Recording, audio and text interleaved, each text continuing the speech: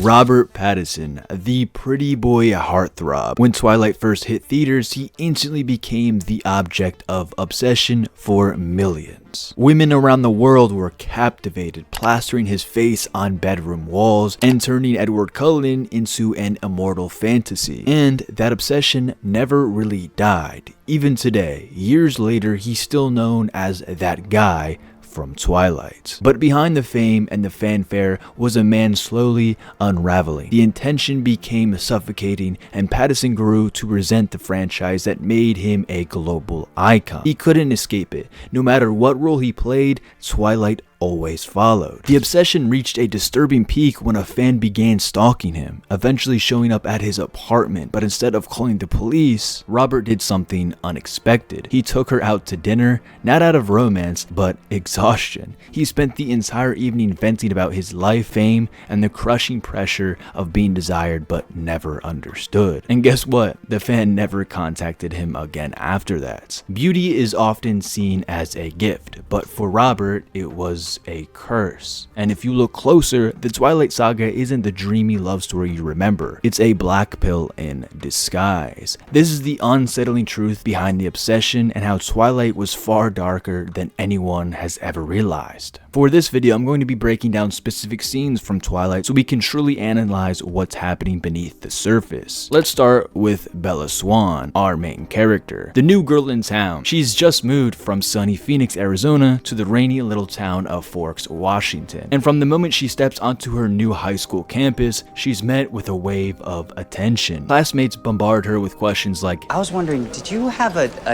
date to... What's up, Arizona, huh? Do you want to go? To prom? And one guy even kisses her without warning. Like, what? My girl.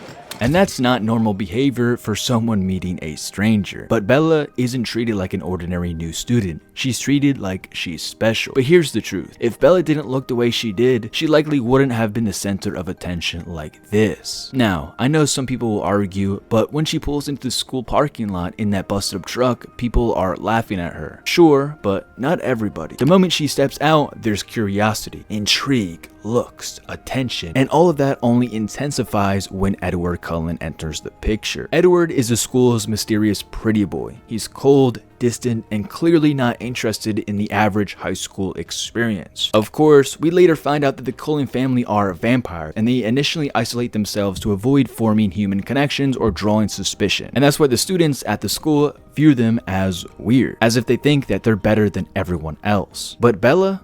She's different, and Edward's reaction to her proves it. One of the most iconic scenes in Twilight is when Bella walks into the biology classroom and locks eyes with Edward. His reaction is intense. He looks completely horrified and almost disgusted by her presence. And Bella is so thrown off that she even sniffs herself, wondering if she smells bad. But the truth is more complicated. Edward isn't repulsed. He is overwhelmed. Bella's scent is so powerful to him, so intoxicating, that he nearly loses control. He's not disgusted by her. He's afraid of what he might do to her. Still, Bella misinterprets everything. She walks away thinking he hates her, but just a few days later, she confronts him, they talk, and then they clear the air. And what begins as confusion and fear slowly transform into a bond, one that shapes the entire story. This is where Twilight starts to reveal its darker, more psychological layers. We're not just watching a romance, we're watching how people react to beauty, obsession, and isolation. And the more you pay attention,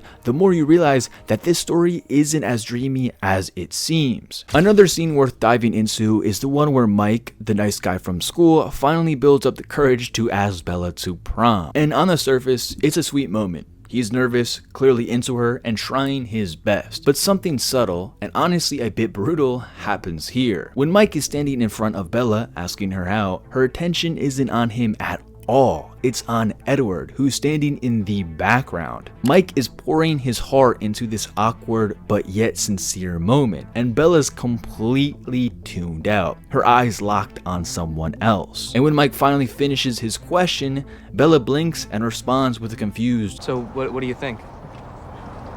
About what? She wasn't even listening. she wasn't even there. It's a moment that hits hard if you've ever been on the receiving end of that kind of indifference. And this is where Twilight quietly reveals its underlying message, the kind of message you might miss on your first watch. The movie is laced with subtle but yet right in your face black pill undertones. Every member of the Cullen family is attractive, composed, mysterious, and effortlessly cool. These aren't vampires, they're idolized versions of what society deems desirable. Their looks, their charm, their status. It's no wonder Bella is drawn to Edward from the moment she sees him. It's not logic, it's instinct. And this idea doesn't stop with Twilight. Look at other successful vampire franchises like The Vampire Diaries. Why do fans go so wild over Damon and Stefan? Because they're not just vampires, they're attractive vampires. The tragic truth is, if they weren't played by conventionally good-looking actors, they wouldn't be fan favorites. The obsession wouldn't be there as well. Twilight might be remembered as a teen romance, but if you peel back the layers, it reveals something more uncomfortable in this world. Beauty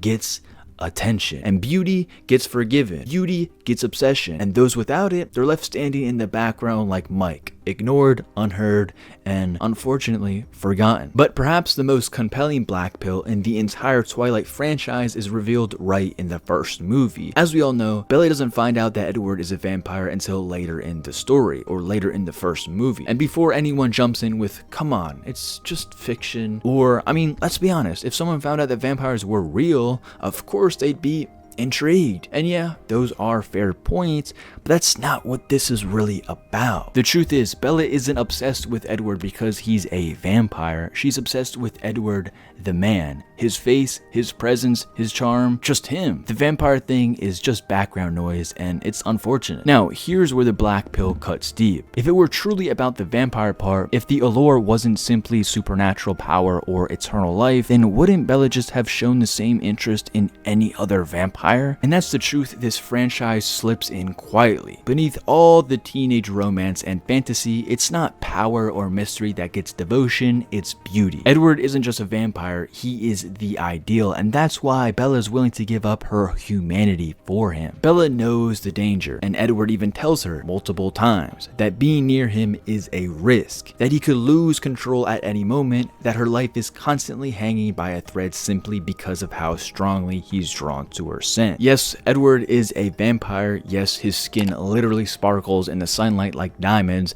but that only amplifies what she already sees in him. This is where Twilight leans fully into the black pill. Bella is willing to risk everything, her safety, her future, and even her life, for someone who looks and acts like him. And it's not about making a rational choice. It's about the overwhelming power of attraction, not to a vampire, but to Edward Cullen. Because at the end of the day, his beauty isn't part of the fantasy. It is the fantasy. And this obsession didn't just exist within the Twilight universe, it spilled into real life. The overwhelming fixation with Edward and Bella followed both Robert Pattinson and Kristen Stewart long after the camera stopped rolling. And as I mentioned in the start of this video, Robert Pattinson developed a resentment toward Twilight, not just because of the films themselves, but because of what they turned him into, an object of desire, endlessly chased by fans who couldn't separate Edward Cullen from the man playing him. His looks, the role, it all became a prison for him. And sure, you might say, that's just the price of fame. Being adored comes with the territory. But admiration doesn't always feel good, and constant attention can erode you from your sense of self. And Robert didn't want to be remembered as just another pretty face. He wanted to be seen as a serious actor, and he's proven